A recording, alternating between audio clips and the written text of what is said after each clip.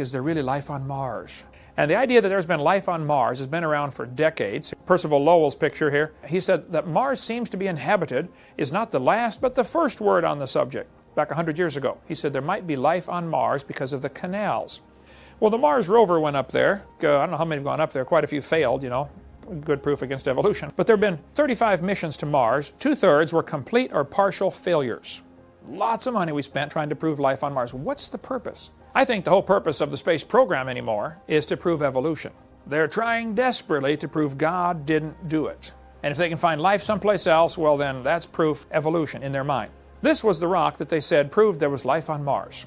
Now, this rock was actually found near the South Pole. On that rock, there's a little wiggly line right there in the red circle. That little line, they said, looks like a fossilized bacteria. This is under a microscope, extremely highly magnified. They said, see, that's proof there's life on Mars because here's a fossilized bacteria. Well, first place, Mars is quite a ways from the Earth, okay? The closest they ever get in their orbits is about 1/2 astronomical unit, or about 45 million miles. That's the closest it ever gets.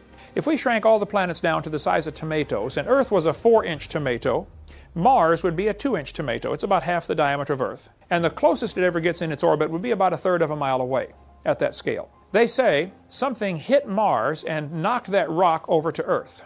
Think about it. I want you to shoot a 2-inch tomato so that a piece of it splatters 1/3 of a mile and lands on a 4-inch tomato. Obviously, there should be some evidence of something hitting Mars that hard, like maybe a dent. There ought to be something to indicate they got blasted that hard to shoot something that far. But I don't buy the Mars rock at all. Well, basically what happened, NASA was trying desperately to get their grant money through Congress. Congress was not about to vote for 20 bazillion more dollars for NASA to go look for life on Mars.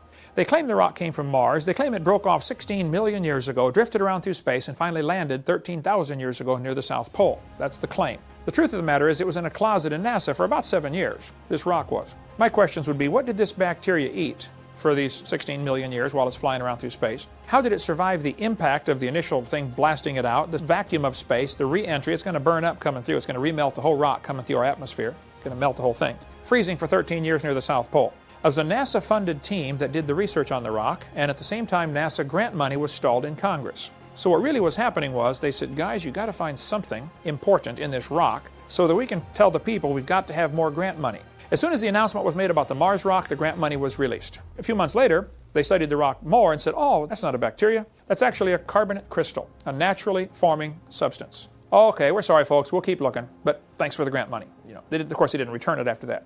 It's just simply a carbonate crystal that forms naturally on rocks. The Bible says Eve's the mother of all living. I do not believe there's life on other planets. There is no evidence at all of any life on any other planet except right here on Earth.